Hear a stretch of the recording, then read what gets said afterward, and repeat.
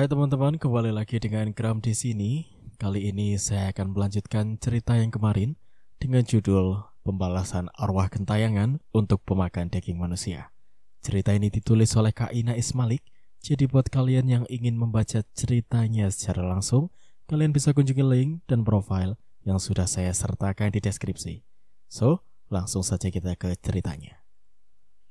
Rico hanya berharap salah satu keluarga Pak Willy segera datang menolongnya. Sementara itu, sosok hantu Revan semakin mendekat ke arah Rico, seperti hendak melayangkan sebuah kapak. Rasakan ini Rico, kau pantas menerimanya. Sosok Revan melayangkan kapak ke arah dada Rico. Rico meringis kesakitan, meskipun hanya sebuah halusinasi saja baginya. Tetapi, Rico merasa sakit akibat dikapak oleh Revan. Terasa sampai ke jantungnya. Rico! Teriak Bella yang melihat Rico sudah terkapar lemah di lantai karena terjatuh. Yosep, Pak Willy, dan Ibu Lena segera menghampiri Bella dan membantu Bella untuk memindahkan Rico ke tempat tidur. Rico terus menangis kesakitan sampai Pak Willy menghubungi seorang dokter untuk memeriksa kondisi Rico. Dokter menyarankan untuk membawa Rico ke rumah sakit karena harus diperiksa oleh seorang dokter internis. Rico mengalami radang paru-paru yang sudah sangat kronis, ucap dokter setelah memeriksa keadaan Rico di ruangan. Rico dinyatakan mengidap penyakit radang paru-paru yang sudah sangat kronis. Tubuhnya semakin lemah karena stroke menyerang. Ia hanya bisa terbaring lemas di ranjangnya. Berbicara pun terasa sangat kesulitan. Dan Rico sudah tidak dapat menggerakkan tubuhnya kembali. Walaupun hanya sekedar mengangkat jari jemarinya, Rico merasa ia telah dihukum karena terlalu banyak korban yang telah disantap dagingnya. Kini Rico hanya melanjutkan sisa-sisa hidupnya yang tak berdaya dan tak ada gunanya lagi baginya. Belum lagi setiap malam mentalnya terguncang karena selalu mendapatkan teror dari arwah gentayangan para korban yang sudah Rico kanibal. Hal itu membuat Rico menjerit tanpa suara. Ingin berlari ya tak bisa, apalagi melawan. Rico, layaknya orang yang sedang kejang-kejang, hanya menyentakkan tubuhnya sampai terjatuh di ranjangnya. Keluarga Yosep akhirnya memilih untuk memindahkan ranjang tempat tidur Rico dan digantikan dengan kasur busa biasa, seperti matras lantai agar Rico tidak terjatuh lagi. Bukan itu yang aku mau. Temanilah aku, salah satu dari kalian, agar tak ada yang menghantuiku. Batin Rico menjerit. Ia harap ada yang mengerti kalau Rico sedang ketakutan. Rico hanya butuh ditemani supaya ia tak merasa dihantui oleh para korbannya. Bella selalu memberikan obat tidur agar Rico bisa tenang saat malam. Berikan aku obat tidur yang banyak. Lirih Rico dalam hati agar Bella menambahkan dosis obat tidur itu agar dirinya tidak terbangun saat malam hari.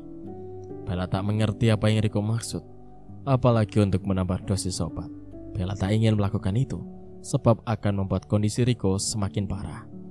Setelah selesai memberikan Rico obat untuk paru-parunya dan memberikannya obat tidur, Bella kemudian bergegas pergi meninggalkan Rico. Pintu sudah tertutup rapat dan Rico mendadak merasa ketakutan. Ia mencoba memejamkan matanya, tetapi kali ini gejala kantuk tidak ada sama sekali, meskipun Rico sudah meminum obat tidur. Rico terus memejamkan matanya, berharap kantuk akan datang. Namun, bukan mengantuk yang didapat. Justru terdengar suara erangan seorang kesakitan yang datang terdengar jelas di telinganya.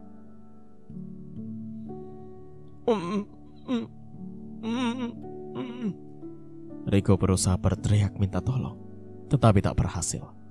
Rico mulai mendengar suara pisau tajam yang sedang mencincang sebuah daging. Suara-suara aneh itu begitu mengganggu telinga Rico. Rico! Terdengar suara orang memanggilnya. Itu suara-suara ibunya. Revan, Irene, dan korbannya yang lainnya bergantian memanggil-manggil namanya.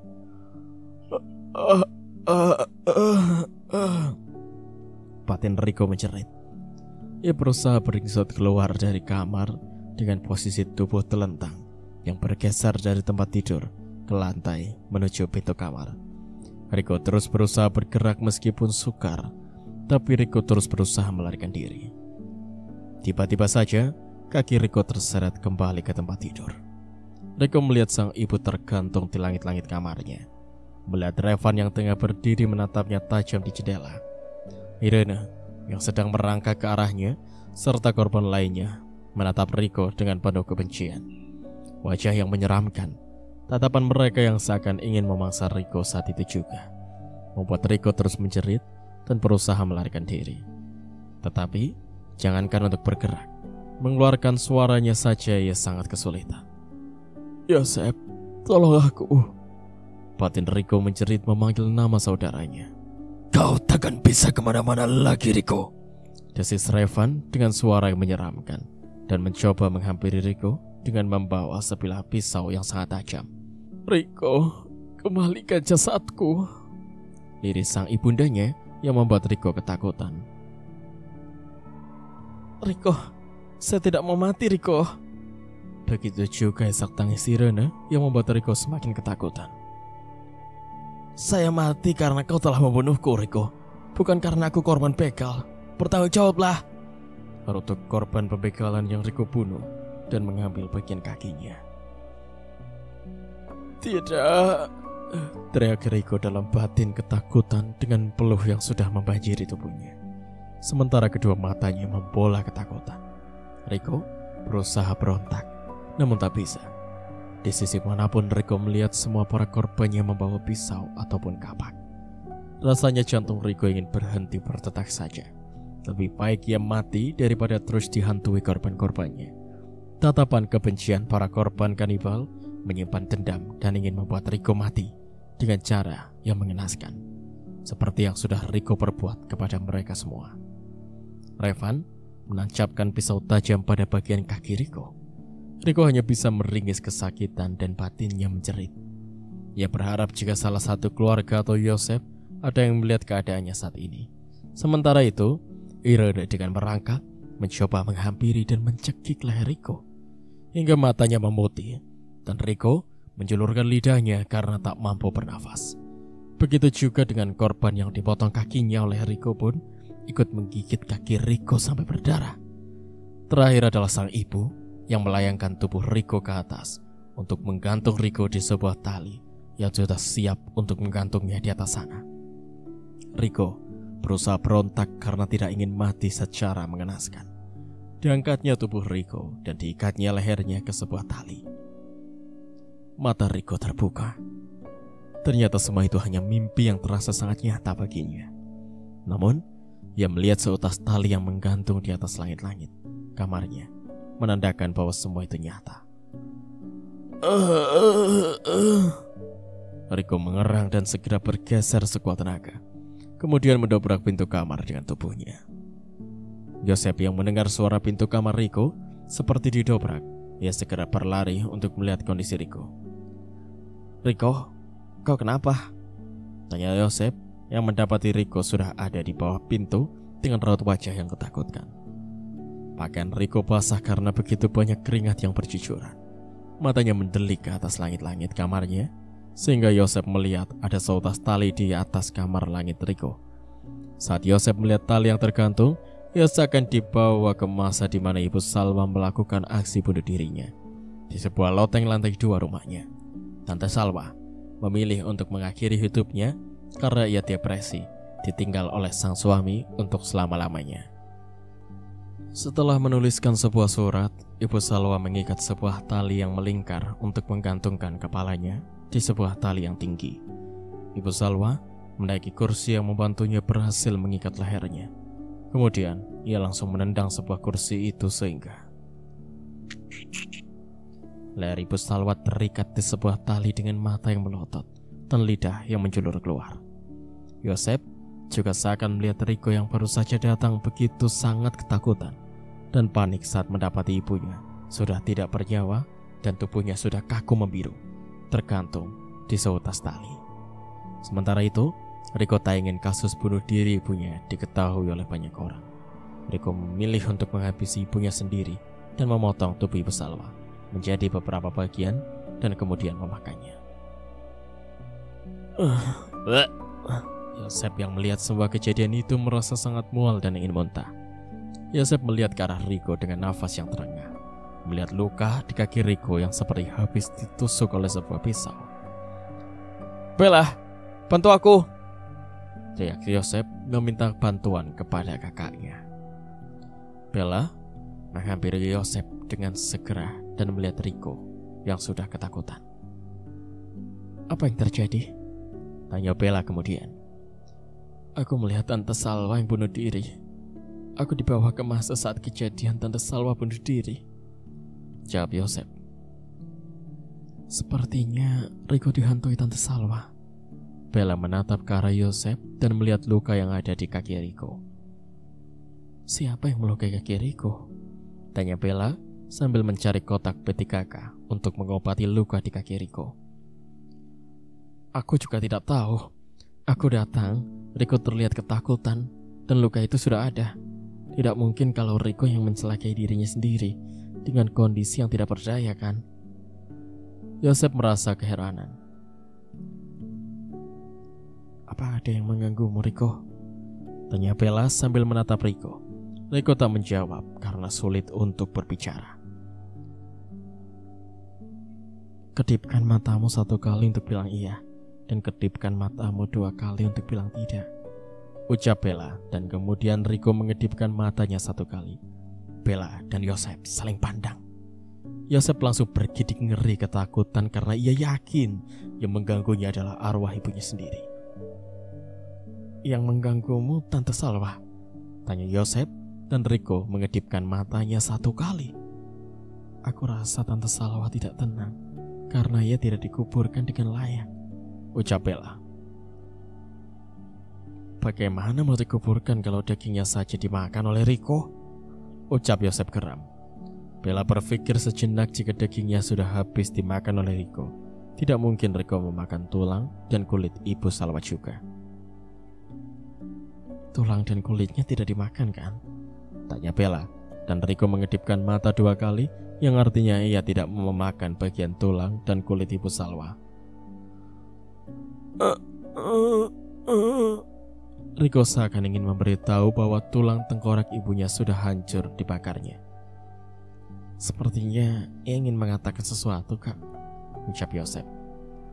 "Di mana kau simpan tulang tengkorak Tante Salwa?" tanya Bella kemudian. Rico sulit memberitahu pada Bella dan Yosep karena ia tak bisa berbicara. Rico hanya diam dan berkata seperti anak bayi yang baru bisa berbicara. Bella langsung berdiri setelah membalut luka Rico. Bella berpikir sejenak untuk menemukan di mana tulang tengkorak Ibu Salwa berada. "Bagaimana kalau kita pergi ke rumah Rico?" usul Bella yang membuat Yosep terkejut. "Saya tidak suka usulmu itu, Bella.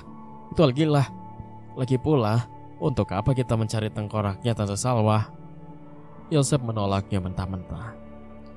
"Siapa tahu kalau kita kubur dengan layak bagian tubuh Tante Salwa yang tersisa, dia tidak akan gentayangan lagi," sahut Bella. "Ini bukan soal gentayangan atau tidak, tapi Tante Salwa pasti marah pada Rico karena kelakuannya yang keji sudah memakan daging ibunya sendiri," rutuk Yosep penuh geram. Rico mengeluarkan air mata melihat Yosep dan Bella tengah berdebat. Mau dikubur atau tidaknya sisa tubuh sang ibu tidak akan pernah menghilangkan rasa dendam Ibu Salwa kepada Rico. Belum lagi para korban yang lainnya pasti tidak akan membiarkan Rico hidup dengan tenang. Meskipun kini Rico sudah tidak berdaya lagi untuk melakukan perbuatan kejinya itu kembali. Bella dan Yosep termenung sejenak, kemudian memindahkan Rico ke tempat tidurnya kembali.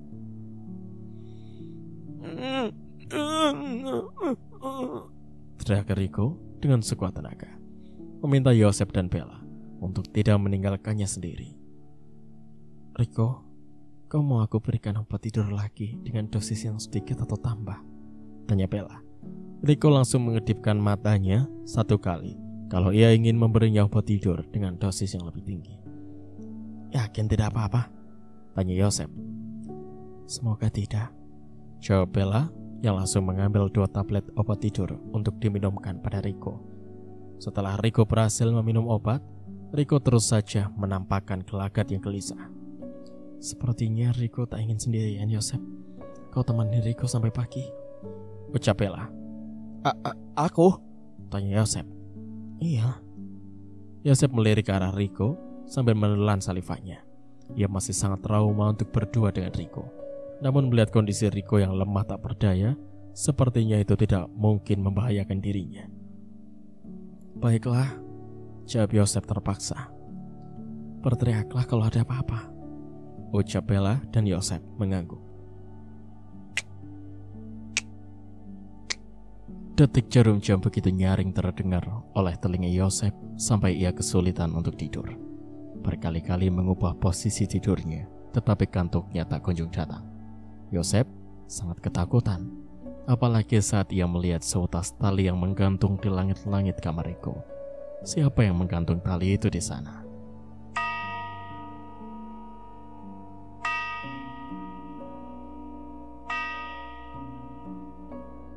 Suara jam dinding di depan kamar Riko berbunyi 3 kali, menandakan waktu sudah jam 3 pagi. Tetapi Yosep belum mampu tidur dengan nyenyak. Angin semilir menghembus di sela-sela ventilasi jendela, sehingga udaranya masuk ke dalam, memberikan suasana sejuk. Tetapi Yosep merasa sangat ketakutan. Ditambah hujan yang tiba-tiba turun dengan derasnya, tanpa ada gerimis terlebih dahulu.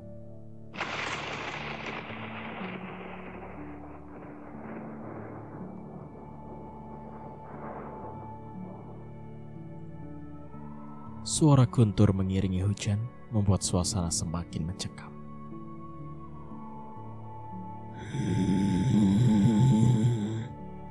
Suara erangan manusia terdengar jelas dari sudut kamar Riko. Yosep melihat ke arah Riko yang tertidur dengan nyenyak. Jantung Yosep berdegup begitu kencang. Ia sangat ketakutan. Kemudian segera menarik selimut hingga menutupi bagian kepalanya. Suara langkah kaki seseorang terdengar jelas menghampiri Yosep dan Riko. Yosep terus bersembunyi di balik selimutnya. Sampai suara langkah kaki itu menghilang, Yosep masih terdiam untuk memastikan suara langkah kaki itu sudah pergi. Perlahan Yosep membuka selimutnya sedikit mengintip. Begitu terkejut Yosep saat melihat sosok menyeramkan tengah berada di atasnya yang sedang berbaring dengan posisi terlentang. "Ah!" teriak Yosep, dan kemudian sosok menyeramkan itu menjadi sebuah bayangan dan masuk ke dalam mulut Yosep yang terbuka. Teriakan Yosep membuat Riko terbangun dari tidurnya. Riko melihat Yosep tengah duduk menatap tajam ke arahnya. Beberapa tanya timbul dalam benak Riko. Mengapa Yosep menatapnya dengan tajam, seolah ingin memangsanya? Riko langsung mendelik melihat mata Yosep yang terlihat putih tanpa ada bola matanya. Darah mengucur dari sela matanya dan lubang hidungnya. Yosep tertawa dan menatap Riko tajam tanpa berkedip sedikit pun. "Aku Revan," ucap Yosep yang dirasuki arwah Revan. Mata Riko langsung membola. Ia berusaha untuk melarikan diri pun tak bisa. Yosep langsung mencekik leher Riko hingga ia hampir tak mampu bernafas. "Kau harus mati!" Suara Yosep terdengar begitu menyeramkan. Riko hampir kehabisan nafasnya dan berusaha menggerakkan tangannya sampai mengenai suatu benda, dan benda itu akhirnya terjatuh dengan keras. Mendengar ada sesuatu yang terjatuh, Bella langsung berlari ke kamar Riko untuk memastikan tidak ada sesuatu yang terjadi. Begitu terkejutnya Bella saat melihat Yosep tengah melayang di udara sambil mengangkat tubuh Riko dengan tangannya yang masih mencekik Riko. "Yosep, apa yang kau lakukan?" tanya Bella sampai berteriak ketakutan. Melihat mata Yosep yang tampak berubah menjadi putih, Bella yakin kalau ada arwah yang memasuki raga adiknya. "Ayah, Ibu!" teriak Bella, tetapi Pak Willy dan Ibu Lena seakan dibuat tuli dan tak mendengar teriakan Bella. Tak ada satupun dari salah satu antara Pak Willy dan Ibu Lena yang mendengar kalau Bella berteriak meminta bantuan untuk menyelamatkan Yosep dan Riko. "Yosep, berhenti!" teriak Bella. Bukannya berhenti, Yosep justru melihat ke arah Bella dengan tatapan tajam. Kedua bola mata yang berubah menjadi putih menyeluruh itu membuat Bella sangat ketakutan. Sementara itu, Rico sudah tidak tahan lagi menahan rasa sakit akibat cekikan tangan Yosef yang begitu kuat dan membanting-banting tubuhnya ke dinding sambil melayang. Berhenti ikut campur. Saya ingin Rico ini mendapatkan balasan yang setimpal, teriak Yosef yang dirasuki arwah Revan. Sementara Bella tidak ingin menyerah. Ia terus saja berusaha mencari cara menghentikan Revan dengan mengambil sebuah Alkitab dan membaca bacaan yang bisa membuat arwah Revan keluar dari tubuh Yosef. Aku bilang berhenti. Revan yang ada di dalam raga Yosef berteriak kepanasan dan membanting Rico sampai terjatuh ke bawah. Bella tak berhenti, bahkan ia membalikkan sebuah tanda salib agar hantu Revan segera keluar dari tubuh Yosef. Teriak Yosef, dan akhirnya arwah Revan pun menyerah dan keluar dari raga Yosef sehingga ia terbaring lemah. Yosef, Rico. Bella segera menghampiri adik dan sepupunya setelah ia berhasil membuat Revan pergi dan menghilang. Apa yang terjadi? Tanya Yosef kebingungan setelah ia sadarkan diri. Ada sebuah arwah korban yang menipal oleh Rico merasukimu, dan dia coba membunuh Rico. Jawab Bella sambil melihat Rico yang tampak kesakitan. Ada baiknya Rico diosalasi di rumah sakit jiwa saja, usul Yosef.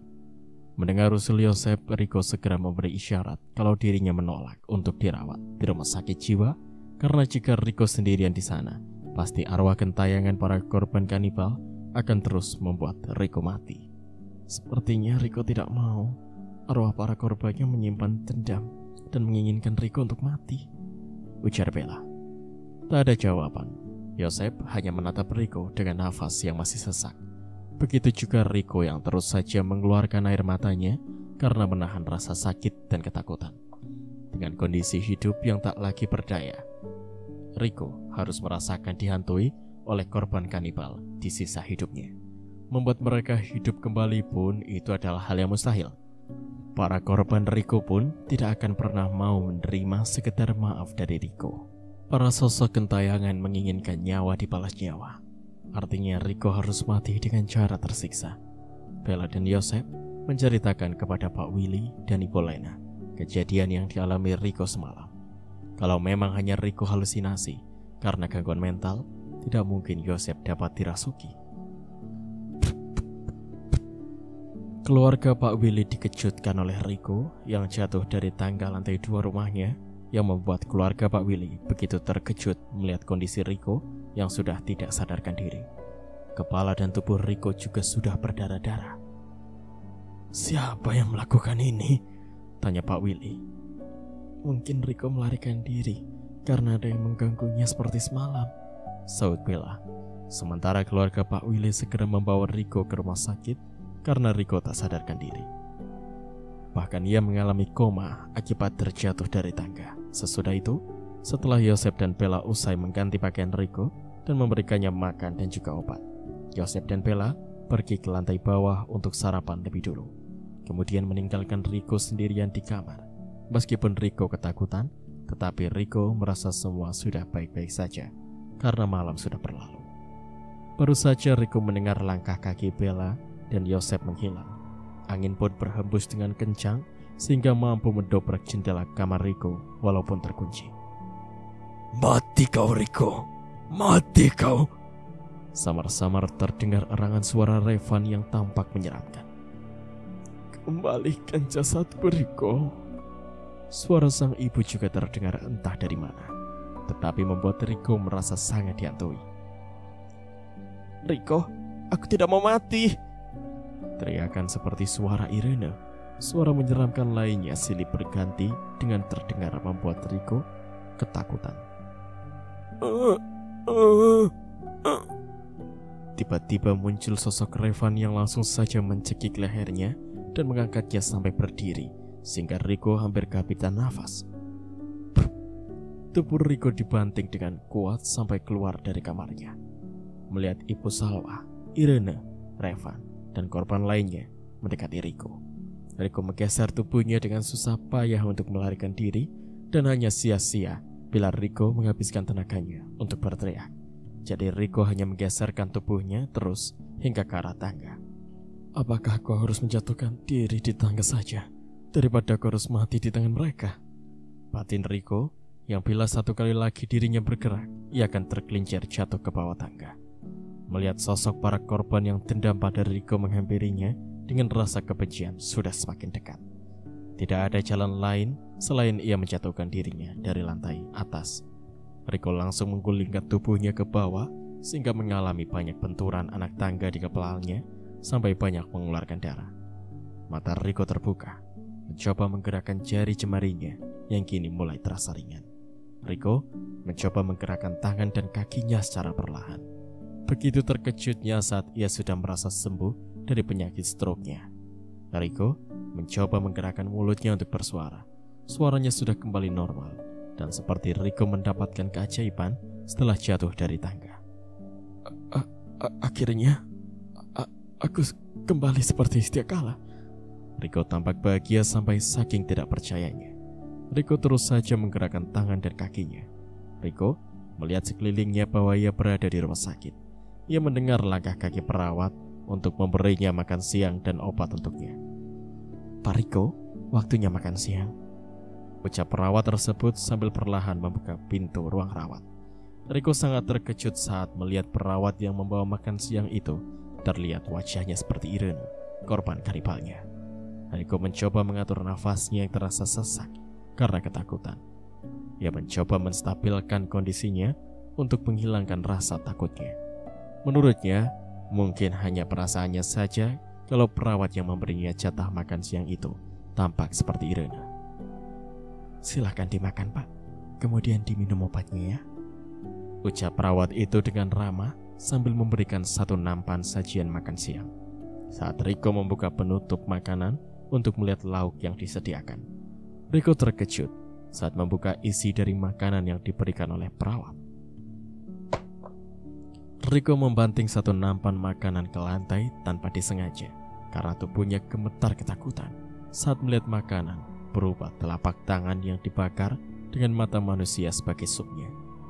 "Kenapa kamu buang? Bukankah kamu kanibal? Makanya saya sediakan makanan yang cocok untuk Anda," tanya sang perawat dengan wajah menunduk. Tidak mungkin rumah sakit memberikan makanan seperti itu," ujar Riko dengan rasa takut. Suara tawa itu keras dan diangkatnya wajah Irene yang kian berubah dari bermula sangat cantik jelita. Kini mendadak wajahnya tampak banyak goresan pisau dan mengeluarkan banyak darah. "Makanlah Riko, itu adalah makananmu." Suara Irene terdengar menyeramkan. Di mana aku sebenarnya?" tanya Riko sambil mundur ke sudut ruangan. Riko masih heran dengan kejadian yang ia alami. Sebenarnya perawat itu siapa? Mengapa ia menyerupai wajah Irene dan menyuguhkannya makanan daging manusia? Riko juga tidak tahu dirinya ada di mana. Seingatnya, sebelum ia sadarkan diri, Riko menjatuhkan dirinya dari tangga karena terus dihantui para korban kanibalnya. "Saya ini di mana?" tanyanya bergumam dengan tubuh yang gemetar karena perawat yang mirip dengan wajah Irene itu terus saja berdiri di hadapannya seperti ingin menghabisi nyawanya. "Kau sedang dirawat di rumah sakit jiwa, Riko. Kenapa kau buang makanannya? Bukankah kau menyukai daging manusia?" dengus Irene dengan suara yang terdengar serak menyeramkan sambil menatapnya tajam. "Tidak, pergi kau dari sini atau saya akan panggil penjaga," bentak Riko sambil melemparkan sebuah bantal ke arah wajah Irene. Riko yakin dirinya sedang berada di dalam alam bawah sadarnya, sampai ia menepuk keras dan mencubit dirinya agar ia tersadar dari mimpi buruknya. Namun semua sia-sia. Tawa Irene menggema sehingga menusuk ke telinga Riko sampai ia menutup rapat telinganya dengan kedua tangannya. "Pergi!" teriak Riko sambil memejamkan kepalanya dengan tubuh yang tak karuan. Perlahan, tawa Irene tak lagi terdengar. Riko memberanikan diri untuk membuka matanya dan Irene hilang begitu saja dari ruangannya. Riko menghela nafas lega. Ia juga melihat semua piring yang ia lemparkan tadi pun tidak berserakan di lantai. Apa hanya halusinasiku saja? Ucap batin Riko dengan nafas yang masih tersengal. Rasanya akhir-akhir ini Riko menghabiskan banyak tenaga yang tak berguna hanya untuk melawan rasa takut karena merasa kondisi tubuhnya sudah membaik. Riko berniat untuk pergi melarikan diri dari rumah sakit. Riko melihat di sandaran kursi tunggu ada jaket yang diletakkan di sana. Riko segera membuka pakaiannya dan mengganti dengan jaket. Kemudian wajahnya ditutup masker agar ia dapat melarikan diri. Riko berjalan dengan hati-hati sambil mengendap-endap. Saat Riko rasa tidak ada satu orang pun yang memperhatikannya, ia langsung berlari sekuat tenaga.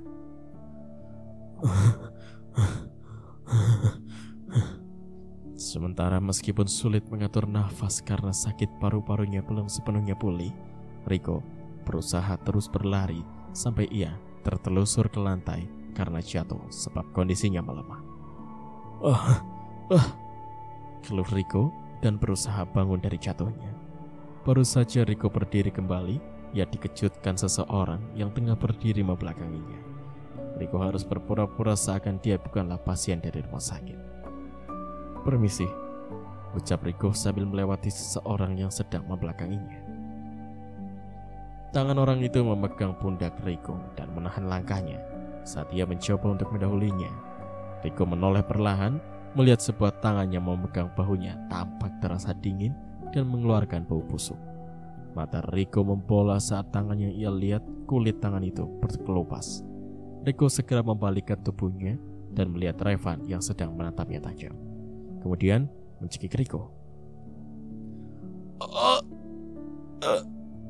Riko kesulitan berbicara sebab Revan mencekiknya dengan kuat sampai lidah Riko menjulur keluar. Riko berusaha sekuat tenaga untuk melepaskan tangan yang mencekiknya. Tatapan Revan tajam dengan bau busuk yang begitu menyengat karena tubuhnya yang hancur dan mengeluarkan banyak darah. "Kau harus mati, Riko," suara Revan terdengar mengerikan. Riko tak lagi menjawab. Saat ini, ia hanya bisa mengatur nafasnya perlahan. Ia dalam cekikan Revan sampai lidahnya menjulur keluar. Revan mendekat sampai Riko berusaha mengamuk untuk melarikan diri. Dibukanya mulut Riko dan lidah Riko digigit hingga putus. Kemudian dikunyahnya dengan renyah di hadapan Riko yang sudah menangis dan berusaha menjerit. Sesudah itu, tangan Revan dilepas dari leher Riko sampai akhirnya ia tersungkur ke lantai. Teriak Riko menjerit kesakitan hingga mulutnya mengeluarkan banyak darah karena lidahnya telah putus dimakan Revan. Sosok Revan tertawa puas, tetapi balasan itu belum setimpal dengan apa yang Riko perbuat terhadapnya.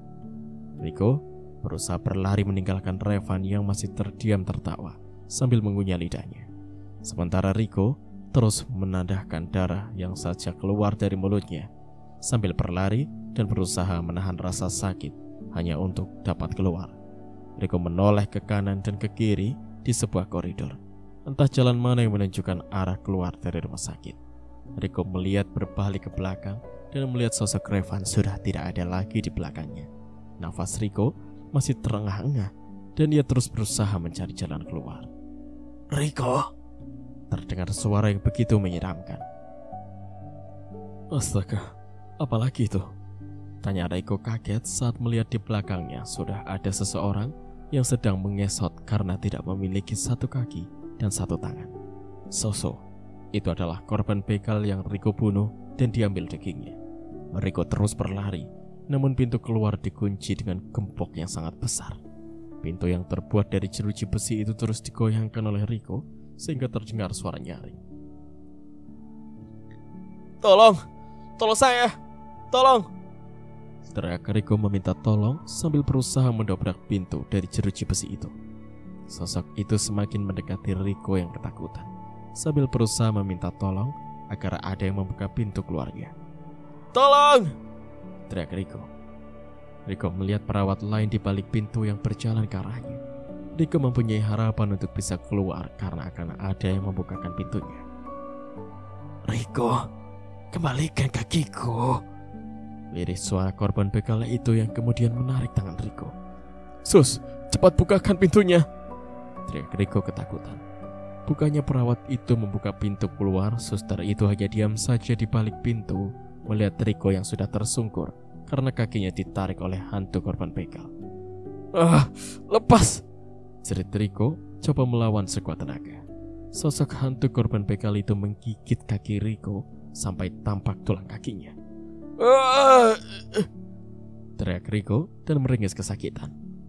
Riko mendelik ke arah perawat yang tengah berdiri di balik pintu besi yang hanya memperhatikannya. Namun, wajah perawat itu berubah menjadi busuk dan membiru. Dia adalah ibunya Riko.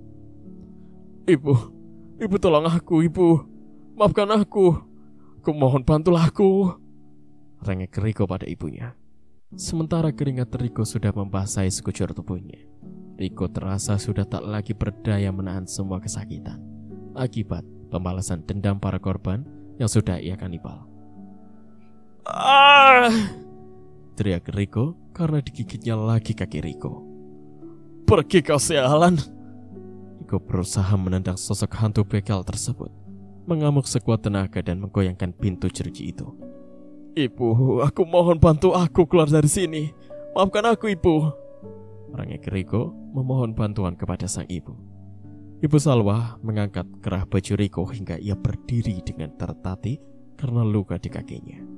Riko melihat wajah sang ibu yang sudah hancur membiru dan beraroma seperti bau bangkai. Riko pun menangis jadi-jadinya, menyesali perbuatannya karena tak bisa menahan hasrat dirinya untuk memakan ibunya sendiri. Sosok ibu Salwa tak membantu Riko, melainkan justru membanting tubuhnya ke pintu besi hingga kepalanya berdarah. Ibu, ampuni aku. Aku janji tidak akan memakan daging manusia lagi. Aku janji, Ibu. Lirih Riko terus menangis menatap wajah ibunya. Namun sang ibu melihatnya dengan penuh kebencian. Kenapa kau lakukan itu, Riko? Tanya ibu Salwa lirih. Aku terobsesi, Ibu. Aku tergiur memakan daging manusia karena aku mendengar cerita dongeng kakek setiap malam semasa aku kecil. Dongeng itu tentang kisah seorang anak sihir yang menculik anak-anak untuk dimasak dagingnya, jawab Riko sambil menangis terseduh. Aku berusaha menghilangkan obsesi itu, Ibu. Bahkan aku sampai konsul ke psikiater, tapi semua sia-sia. Maafkan aku, Ibu. Aku terpukul atas kehilangan ayah dan ditambah ibu yang mati mengenaskan. Aku tak ingin semua orang memandang keluarga kita adalah keluarga yang aneh. Jadi tak ada pilihan lain selain menghilangkan jejak ibu. Maafkan aku tak berpikir panjang, Ibu. Aku tak ingin kehilangan ibu, rengek Riko seperti anak kecil. Riko begitu menyesal dan ia tak mampu sepenuhnya disalahkan. Riko yang terlahir dengan kondisi mental yang cacat dan kondisi tubuh yang terbilang lemah membuatnya harus hidup tidak normal. Pikiran yang mudah terpengaruh membuat Riko terobsesi dengan daging manusia. Riko menangis jadi-jadinya. Tatapan matanya pada ibunya menandakan Riko sangat menyesali perbuatan keji dan kejamnya kepada manusia. Setiap kesalahan anak sebesar apapun kesalahan, orang tua tidak akan tega dan tidak akan pernah menyimpan rasa kebencian dan dendam terhadap anaknya. Apalagi mengingat ketika Ibu Salwa dan Pak Sandi hidup berbahagia memiliki Riko, meskipun kondisinya tidak seperti anak yang normal pada umumnya. Mereka membesarkan Riko dengan penuh kasih sayang dan memberikan apapun yang Riko mau agar ia terus semangat menjalani hidupnya. Ibu Salwa pun merasa sangat bersalah sebab meninggalkan Riko sendirian dengan melakukan aksi bunuh diri karena terpuruk atas kehilangan suaminya. Sehingga ia tak berpikir panjang untuk menemani Riko di sisa hidupnya. Mungkin seandainya Ibu Salwa tidak melakukan bunuh diri dan meninggalkan Riko, bisa saja Ibu Salwa mampu mencegah Riko melakukan aksi kejinya untuk memakan daging manusia. Ibu Salwa terdiam dan berhenti membanting tubuh Riko pada pintu besi. Riko masih saja terus menangis dan menahan rasa sakitnya. Riko sudah kehilangan separuh tubuhnya. Kakinya tampak hancur dan lidahnya yang sudah terputus.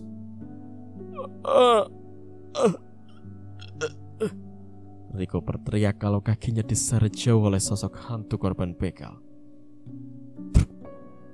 dimasukkannya Riko ke sebuah ruangan yang tertutup. Riko mengetuk pintu dengan sekuat tenaga. "Ibu, tolong aku, Ibu!" teriak Riko sambil menangis. Riko mendengar sebuah langkah kaki dari balik pintu. Riko terdiam karena ia takut jika bukan ibunya yang berada di luar. Riko mencoba mengatur nafasnya agar tak bersuara. "Ibu, tolong aku!" Batinnya menjerit. "Riko!"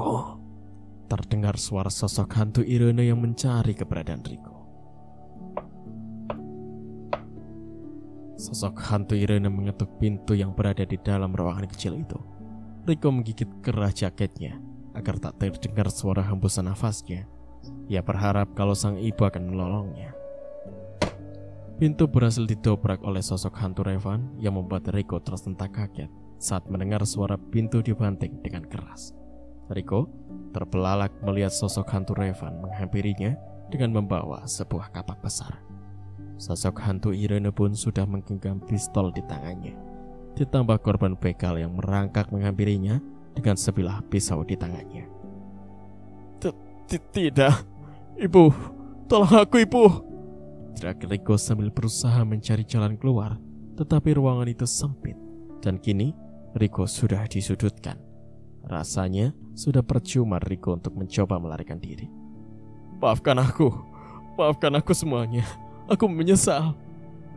Riko menangis terseduh-seduh. Namun tangisannya tidak mampu membuat para korbannya berhenti untuk membalaskan dendamnya. Mereka semakin mendekat. Riko sudah tak tahan mencium aroma busuk yang keluar dari tubuh mereka. "Kenapa kau merasa jijik pada kami, Riko? Bukankah bau busuk ini yang kamu suka, sehingga kamu tergiur untuk memakan kami?" teriak sosok hantu Irene yang menodongkan pistol ke arah wajah Riko hingga tubuhnya gemetar ketakutan. "Tidak, Irene, maafkan aku menyesal," rengek Riko dengan bibir gemetaran ketakutan. Ditambah ia kesulitan bicara karena lidahnya telah putus. "Kenapa tidak kau katakan saja kalau kau tidak rela Tisa bersamaku? Mengapa kau justru menghabisiku, nyawaku dengan cara keji? Tisalah yang meminta aku untuk menemuimu. Apa kau bersekongkol dengan Tisa karena kau menikmati dagingku bersamanya dengan lahap?" dengus sosok hantu Revan yang merasa kalau dirinya sudah menjadi target kanibal Riko dan Tisa. "Tidak, Revan. Tisa memakannya karena ia tak tahu kalau itu adalah dirimu. Akulah yang berniat untuk mencelakaimu. Maafkan aku." Riko berusaha menjelaskannya kepada Revan. "Lalu kenapa kau malah membunuhku, Pak? Sedangkan kau tahu aku butuh bantuan, tapi malah kau yang membunuhku?" tanya korban begal itu dengan suara yang menakutkan. "Tidak, aku menyesal.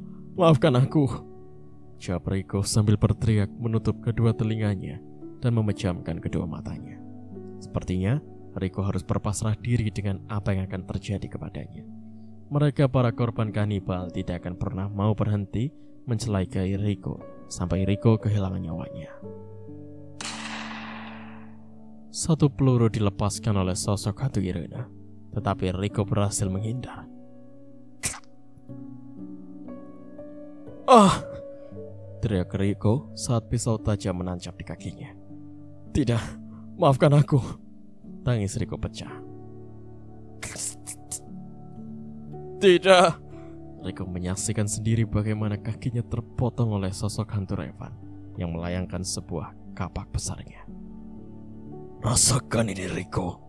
Sosok hantu Revan melayangkan kembali kapaknya untuk memotong bagian kaki Riko yang lain, tetapi ditepis oleh Ibu Salwa. "Berhenti mencelakai anakku," ucap sosok hantu Ibu Salwa. "Dasar ibu gila, bisanya membela anak kanibalmu, padahal tubuhnya sendiri habis dimakan oleh anaknya," teriak sosok hantu Revan. "Jangan halangi kami," dengus sosok hantu Irene yang mencoba menembak Ibu Salwa. "Tidak, bunuh saja aku, jangan ibuku," teriak Riko. Riko tak sadar kalau mereka semua telah tiada, karena semua kejadian tersebut terasa sangat nyata. "Kau harus mati, Riko, tapi saya tidak ingin kematianmu begitu mudah. Aku ingin kau rasakan apa yang kami rasakan, desis sosok hantu Revan. Dengan nafas yang sudah tak beraturan, Riko berusaha untuk bangkit. Diambilnya pisau yang menancap di sebelah kakinya. Kemudian ia layangkan mengenai perut sosok hantu Revan. Rasakan ini Revan, teriak Riko. Tetapi setelah pisau itu mengenai perut sosok hantu Revan, sosok hantu Revan dan yang lainnya malah menghilang meninggalkan suara tawa yang menggema. Riko terkejut, seketika sadar kalau mereka bukanlah lagi manusia. Riko berusaha bangkit dengan telapak kaki yang sudah putus dan sebelahnya sudah banyak luka gigitan. Riko berjalan menggunakan pangkal pahanya seperti orang yang sedang mengesot. Riko terus mencari jalan keluar dan melihat pintu besi itu kini sudah terbuka. Cepat-cepat Riko bergegas keluar dari rumah sakit.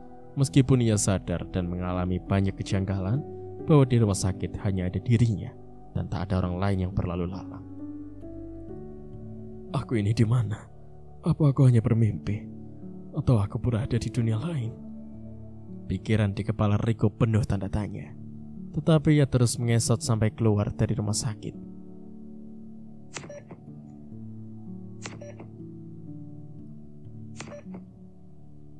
Detak jantung Riko sudah stabil. Beberapa hari ini kondisi Riko sangat parah dan banyak yang menduga jika Riko tidak akan sadarkan diri dari koma. Bella dan Yosef langsung memanggil perawat agar melihat kondisi Riko. Setelah diperiksa, tak lama ia menggerakkan jari jemarinya dan membuka perlahan matanya yang sudah banyak mengeluarkan air mata. Selama Riko mengalami koma, Riko tersadar dengan kondisi fisik yang masih stroke. Sementara Riko tersenyum sebab ia masih diberi kesempatan hidup. Lidah dan kakinya masih sempurna dan utuh, membuat Riko merasa lega kalau semua itu hanyalah mimpi. Riko melirik ke arah Bella dan Yosef yang setia menemaninya dikala Riko sedang mengalami koma. Akhirnya kau sadar, Riko, ucap Yosef dengan raut wajah gembira. Bella juga menyeka air matanya bahwa ada keajaiban setelah beberapa hari Riko mengalami koma. Riko melihat ke arah luar jendela yang terbuka. Terlihat sosok Irena, Revan, dan korban begal tengah menatapnya dengan tajam, penuh kebencian. Hanya saja kini tak lagi ada Ibu Salwa terlihat lagi. Mungkin Ibu Salwa sudah rela menerima takdirnya dan membiarkan Riko menjalani sisa hidupnya. Namun bagaimana dengan korban yang lainnya?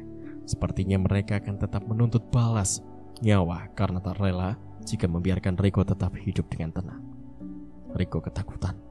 Tubuhnya gemetar ketika melihat sosok para korbannya tengah memperhatikannya. Kenapa Riko? Tanya Bella yang memperhatikan Riko, berusaha berbicara dan menggerakkan tubuhnya. Bella melihat mata Riko yang seakan menunjuk ke arah jendela. Bella melirik ke arah jendela, tetapi tak ada siapapun yang ia lihat. Yosef, tutup jendela itu. Sepertinya Riko meminta kita menutup jendelanya, pinta Bella pada adiknya. Yosef langsung menutup jendela dengan rapat dan gorden yang terikat pun digerainya. Riko seketika merasa lega kala bayangan itu kian menghilang. Aku tahu mereka tidak akan pernah berhenti mengikutiku karena mereka ingin aku mati, ucap batin Riko yang kemudian mengeluarkan air mata. Riko sempat berpikir bagaimana jika ia mengakhiri hidupnya saja dan membiarkan para korbannya merasa puas daripada hidup terus dihantui dan mati karena pembalasan dendam para korban. Riko berniat untuk bunuh diri saja. Kondisi fisik yang tak lagi berdaya dan hanya terbaring lemah pun hanya akan membuat orang di sekelilingnya direpotkan, termasuk keluarga Pak Willy yang masih tetap mengurusnya dengan baik. Terima kasih Bella, Yosef. Kalian tetap menolongku meskipun aku mencoba membunuh Yosef kala itu. Aku tak tahu lagi bagaimana aku jika tanpa kalian, lirihnya dalam hati. Riko ingin sekali mengungkapkan semua perasaannya pada Bella dan Yosef. Ingin berterima kasih atas kebaikan mereka karena masih mau merawatnya meskipun kondisinya sudah terbilang parah.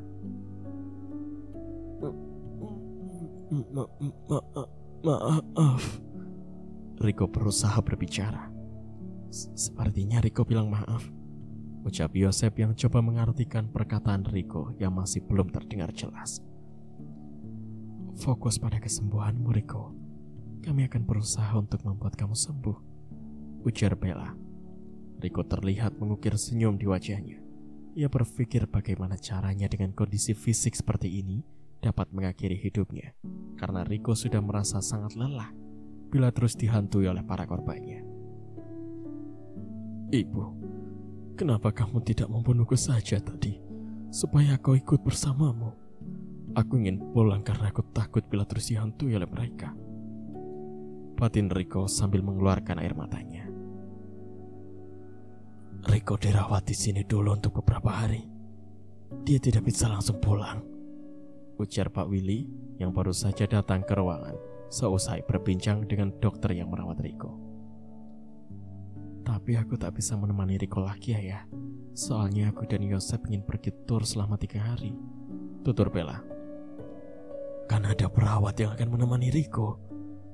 Nanti Ayah akan membayar khusus perawat yang akan menjaga Riko selama 24 jam, sahut Pak Willy.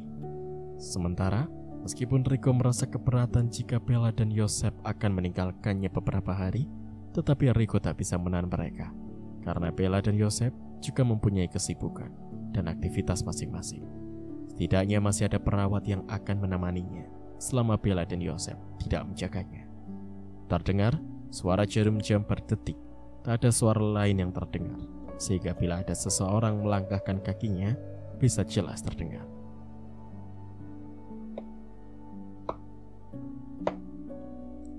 Terdengar suara sepatu heels datang menghampiri ruangan khusus tempat Riko dirawat, sehingga Riko membuka matanya karena mendengar suara langkah kaki seseorang yang mendekat ke ruangannya.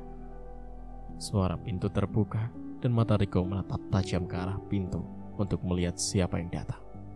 Riko takut kalau mimpinya menjadi kenyataan, karena Riko takut kalau Irene yang datang seperti di dalam mimpinya. Tidurlah, Pak. Saya adalah perawat yang akan menemani Anda selama keluarga Tuan Willy tidak bisa menemani Anda beberapa hari, ucap lembut sang perawat yang menggunakan masker. Samar terdengar suara yang dikenal itu seperti seseorang yang pernah dikenal oleh Riko. Tetapi Riko lupa wanita yang dimaksud itu siapa. Mungkin hanya perasaannya saja, karena wanita itu tidak membawa makanan kanibal seperti di mimpinya. Suaranya juga bukanlah suara Irene. Jadi Riko merasa kalau perawat tersebut memang benar adanya dari rumah sakit. Riko melirik ke arah jarum jam yang menunjukkan pukul 2 pagi. Rasa kantuk itu masih membuat Riko melanjutkan tidurnya dan membiarkan perawat yang menjaganya. Perawat itu tersenyum saat Riko memejamkan matanya. Ia mengeluarkan sebuah obat dari kantongnya untuk disuntikkan ke dalam kantong infus. Dilepaskannya sepatunya agar tidak terdengar suara langkah kakinya saat mendekati Riko. Sebelum obat disuntikkan ke tempat kantong infus itu, sang perawat mencoba memastikan kalau Riko sudah tertidur pulas. Aku rasa pasien sudah tidur, gumam sang perawat dengan mengipaskan tangannya ke arah wajah Riko. Sang perawat itu segera menyuntikkan sebuah obat ke dalam kantong infus Riko dengan senyuman yang tampak aneh. Mata Riko kembali terbuka dengan menyipit melihat sang perawat sedang menyuntikkan sesuatu ke dalam kantong infusnya. Siapa? Tanya Riko mencoba berbicara. Perawat itu tersenyum ke arah Riko kala ia sudah berhasil menyimpan semua obat di kantong infusnya. Riko berusaha berontak untuk melepas selang infusnya, tetapi tak berhasil karena tangannya sama sekali tak bisa digerakkan. Ditambah ia semakin terkejut saat melihat sang perawat itu membuka masker wajahnya dan tersenyum menyeringai kepadanya. Mata Riko membola saat ia mengetahui sang perawat itu adalah seseorang yang menyamar. Selamat tinggal, Riko. Bisik sang perawat itu di telinga Riko membuat sekujur tubuh Riko merinding. Riko langsung meronta-ronta karena sang perawat itu menunjukkan obat yang ia suntikan ke kantong infusnya. Obat itu perlahan akan membuat organ tubuh Riko berhenti berfungsi dan mati secara perlahan. Riko berusaha melepaskan selang infusnya, tetapi tak berhasil karena kedua tangannya sulit untuk digerakkan. Sesuatu yang membuat Riko terkejut, ternyata wanita yang menyamar menjadi seorang perawat itu adalah Tiza, mantan istri Riko yang ingin melakukan aksi balas dendam kepadanya.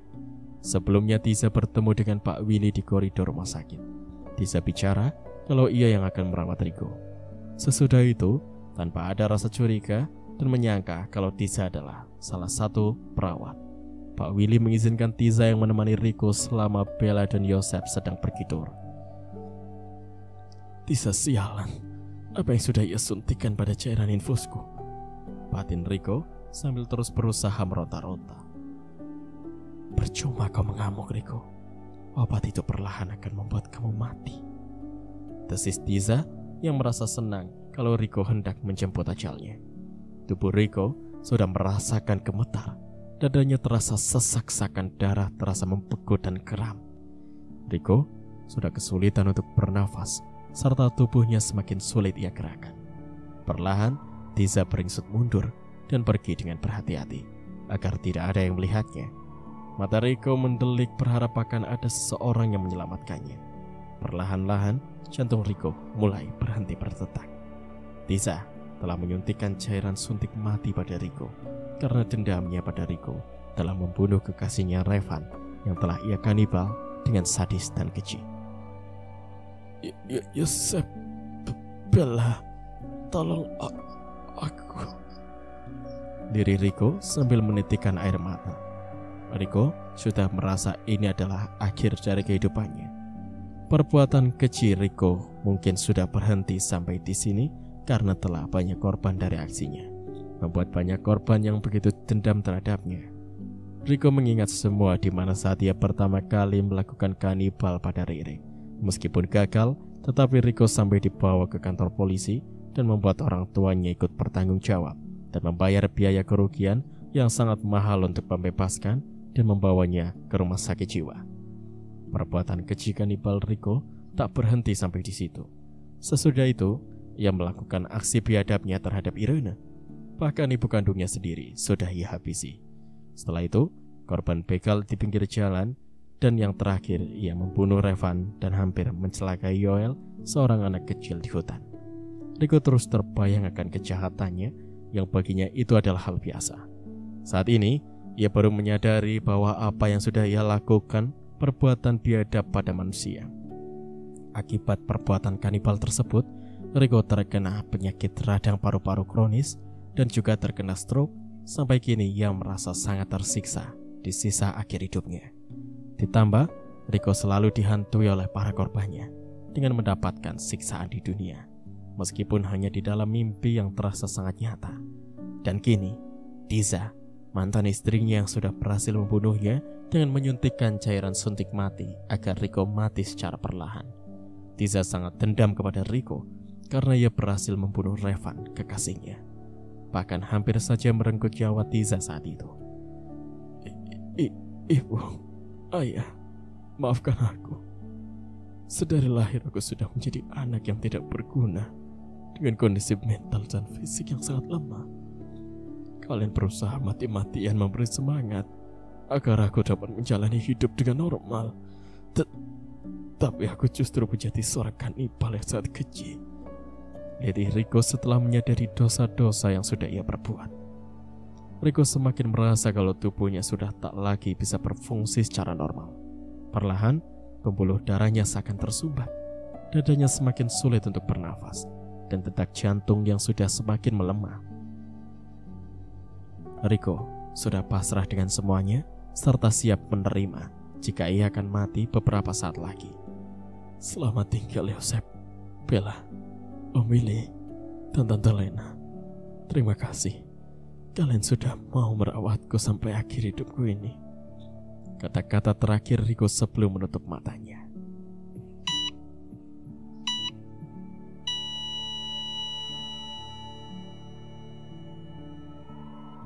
Jantung Riko berhenti berdetak. Tak ada satu orang pun yang mengetahui bahwa Riko sudah meninggal dunia. Pada saat pagi hari, sang perawat ingin memberikan sarapan kepada Riko. Barulah ia mengetahui kalau Riko sudah meninggal dunia. Tubuhnya sudah dingin dan terasa kaku, bahkan membiru. Dokter memeriksa kondisi Riko dan menghubungi keluarga Pak Willy bahwa Riko telah meninggal dunia. Tidak ada yang mengetahui kalau Riko telah meninggal akibat suntik mati yang telah dilakukan oleh Tiza. Sementara, karena kondisi radang paru-paru Riko yang sudah semakin parah, dan tanpa pemeriksaan lebih lanjut, Riko dinyatakan meninggal karena paru-parunya yang sudah semakin meradang. Pak Willy dan Ibu Lena bergegas melihat kondisi Riko yang sudah tak bernyawa. Riko pun segera dimakamkan dan dibawa ke rumah Pak Willy untuk disemayamkan di rumah duka nantinya. Bella dan Yosep baru saja tiba setelah Riko sudah dimasukkan ke dalam peti mati dan mengenakan jas. Kenapa Riko meninggal? Tanya Yosep dan Bella bersamaan. Karena radang paru-parunya semakin meradang, jawab Pak Willy. Yosep merasakan adanya kejanggalan. Ia menduga kalau Riko mati karena halusinasinya dan dihantui oleh para korbannya. Bella, ini semua pasti ada yang tidak beres, bisik Yosep pada kakaknya. Maksud kamu? Aku tidak yakin kalau Riko mati karena penyakitnya, saut Yosep. Bella hanya terdiam karena ia tak bisa bertindak apapun di sini karena sedang banyak orang yang sedang mengiringi kepergian Riko. Kenapa tidak diotopsi lebih dulu? Tanya Yosep pada ayahnya. Ayah tidak terpikirkan sampai ke sana karena dokter menyatakan Riko meninggal dunia karena paru-parunya yang semakin meradang, jawab Pak Willy.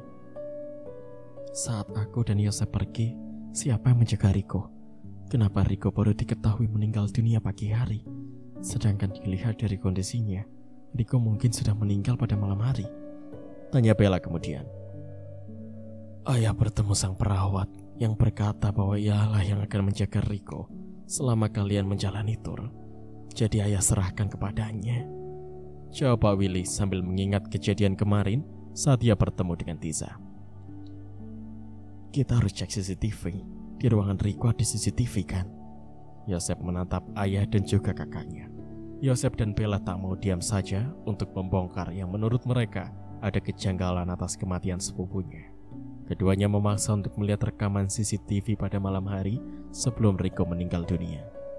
Yosep dan Bella melihat seorang perawat masuk ke dalam ruangan perawatan Riko, kemudian menyuntikkan sebuah cairan ke dalam kantong infus Riko, lantas bergegas pergi saat ia melihat Riko berusaha mengamuk. Wajahnya menggunakan masker, tapi saat ia membuka masker pun tidak tampak di CCTV, ujar Yosep. Dari pihak rumah sakit mengaku tak ada perawat yang menjaga Riko pada malam itu, dikarenakan mereka mengira ada Yosep dan Bella yang menjaga Riko. Perawat itu hanya menyamar, ujar Bella geram. Yang mengetahui perawat itu menyamar adalah Riko saja, timpal Yosep. Pak Willy meminta seluruh CCTV diperiksa agar ia dapat melihat di mana awal Tiza memasuki area rumah sakit dan menyamar menjadi perawat. Keluarga Pak Willy tidak akan tinggal diam dan terus mencari siapa yang sudah membunuh Riko. Sementara itu, setelah rekaman CCTV diperiksa, mereka mendapat satu rekaman di mana ketika Tiza belum mengenakan masker untuk menutup wajahnya saat masih di koridor rumah sakit. Yosep dan Bella, bahkan Pak Willy, tak mengenali siapa wanita itu karena Riko tak pernah menunjukkan wajah istrinya lebih dulu. Pada saat itu Riko sedang melarikan diri dan bersembunyi karena kasus kematian sang ibu yang dikanipalnya. Tapi wajah perempuan itu tidak jelas terlihat, ucap Bella yang coba mencari identitas Riko dengan memeriksa dompetnya dan barang-barang yang Riko miliki. Bella menemukan satu foto kecil di dompetnya dengan seorang wanita yang berada di dalam CCTV tersebut. Foto Riko dengan wanita itu sedang mengenakan gaun pengantin. Berarti dia adalah istrinya Riko, celetuk Pak Willy. Bella dan Yosep segera mencari tahu tempat tinggal Tiza dan harus mengusut masalah ini dengan tuntas. Hingga pada akhirnya Tiza tertangkap dan diamankan pihak kepolisian. Tiza tak menyangka kalau dirinya akan ketahuan dan dibawa ke kantor polisi untuk diperiksa. Jasad yang baru saja dikubur kembali dibongkar untuk melakukan otopsi. Dan benar saja, Riko mati bukan karena penyakitnya, melainkan ada cairan mematikan masuk ke dalam tubuhnya, dan itu karena ulah Tiza. Tiza mengakui perbuatannya dan bersedia menerima hukuman yang sudah ditentukan pihak kepolisian bahwa Tiza dijatuhkan hukuman seumur hidup. Tiza, Selama kau menjalani hukuman seumur hidupmu juga akan terus aku hantui. Sampai akhirnya kau akan melakukan bunuh diri. Bisikan halus sosok Riko di telinga Tiza yang membuat Tiza ketakutan dan berteriak. Tidak, kau harus mati, Riko. Itu pantas kau terima. Kau hanya laki-laki biadab yang kejam. Teriak Tiza sambil menutup kedua telinganya. Kondisi mental kejiwaan Tiza mulai terganggu karena terus-menerus dihantui sosok Riko, hingga Tiza selalu diberi suntikan obat penenang. Tiza, kau harus menyusul aku mati, ucap sosok Riko yang menampakkan dirinya tepat di depan wajah Tiza. Cerita pun berakhir. Bagaimana pendapat kalian tentang cerita kali ini? Jangan lupa tuliskan pendapat kalian di kolom komentar. Sebelumnya saya ingin ucapkan banyak terima kasih untuk Kak Isnas Malik yang sudah mengizinkan saya untuk membacakan ceritanya. Dan tak lupa saya ucapkan banyak-banyak terima kasih kepada kalian yang mau menunggu saya membacakan cerita baru. Sekian dari saya, Gram. Terima kasih.